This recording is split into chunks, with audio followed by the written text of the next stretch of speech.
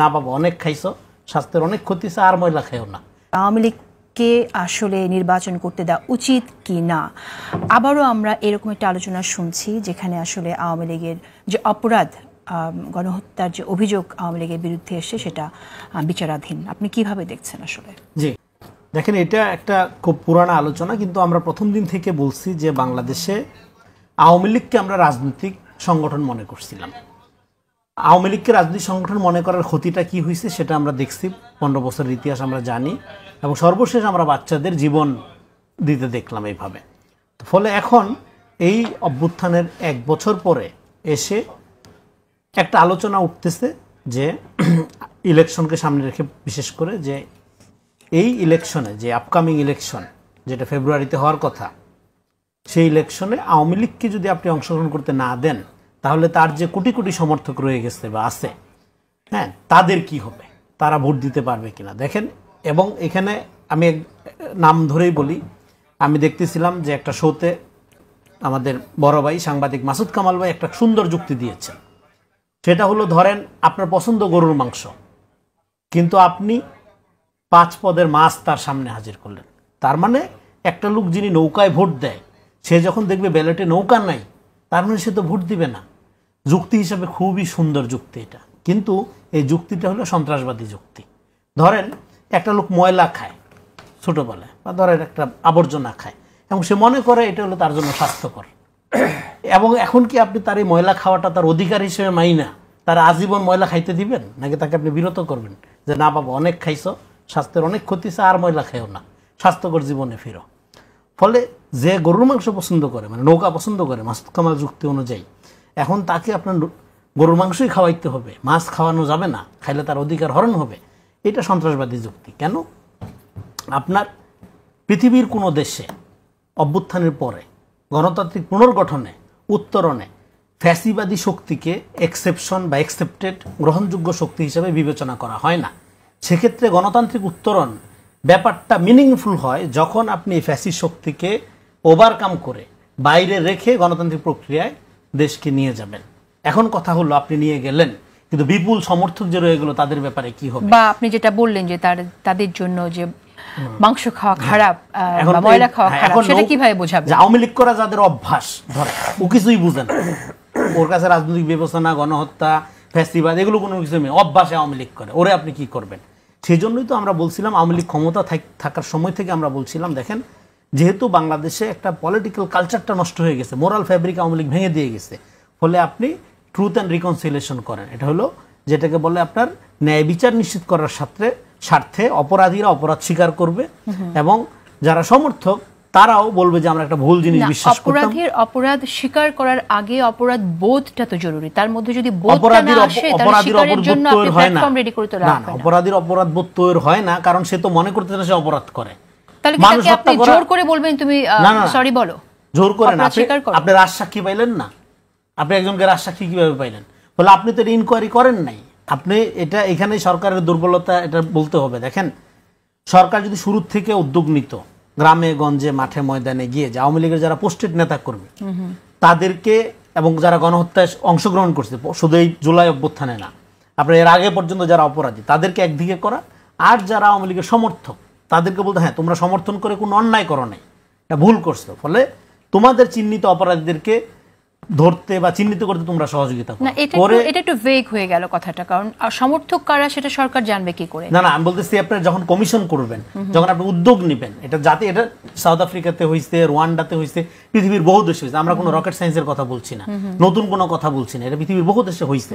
এবং ডক্টর ইউনূসের মতো একজন আমাদের গ্লোবালি খ্যাতিমান ব্যক্তি, উনি যদি চাইতেন সারা পৃথিবীর এক্সপার্টিসরা সেটা সহযোগিতা করে জিনিসটা করতো, এটা করা গেল না। সরাসরি যারা সম্পৃক্ত তাদের ক্ষেত্রে এখন এখানে আলোচনাটা দুইটা দিক থেকে যেটা, কিন্তু এখানে সমর্থকদের ব্যাপারটা যেটা, যারা ভোটার তাদের এখন দুই জায়গা থেকে শেষ করে, সেটাকে আমরা কিভাবে করব?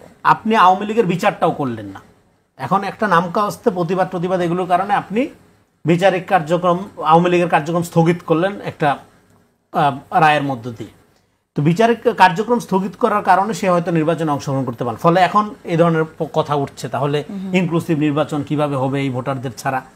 ফলে আমি মনে করি এখানে দুইটা জিনিস আছে, সংগঠন হিসেবে আওয়ামী লীগের বিচার করতে হবে, আমি বলছি শুধু ব্যক্তি না, কারণ ছাত্র এই 15 বছরের অন্যায় অত্যাচার যদি একপাশেও রাখি, আপনার শুধু জুলাই আগস্টে ছাত্রদের দমন করার সিদ্ধান্তটা কি আওয়ামী লীগের ব্যক্তির সিদ্ধান্ত ছিল? বলে আমি মনে করি এখানে দুইটা জিনিস আছে। সংগঠন হিসেবে আওয়ামী লীগের বিচার করতে হবে, আমি বলছি শুধু ব্যক্তি না। কারণ এই 15 বছরের অন্যায় অত্যাচার যদি একপাশেও রাখি, আপনার জুলাই আগস্টে ছাত্রদের দমন করার সিদ্ধান্তটা কি আওয়ামী লীগের ব্যক্তির সিদ্ধান্ত ছিল, শেখ হাসিনার ব্যক্তির সিদ্ধান্ত ছিল, নাকি এটা সাংগঠনিক নির্দেশনা ছিল সমস্ত অঙ্গ সংগঠন সহ? অবশ্যই এটা সাংগঠনিক সিদ্ধান্ত ছিল। ফলে সংগঠনের বিচার করার বিধান পৃথিবীর বহু দেশে আছে।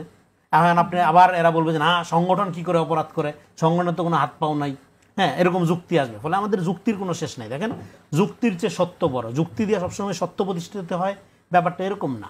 যুক্তি দিয়ে মিথ্যাও প্রতিষ্ঠিত করা যায়, এবং যুক্তিকে আমাদের এখানে জ্ঞান মনে করা হয়, যেটা সবচেয়ে ডেঞ্জারাস।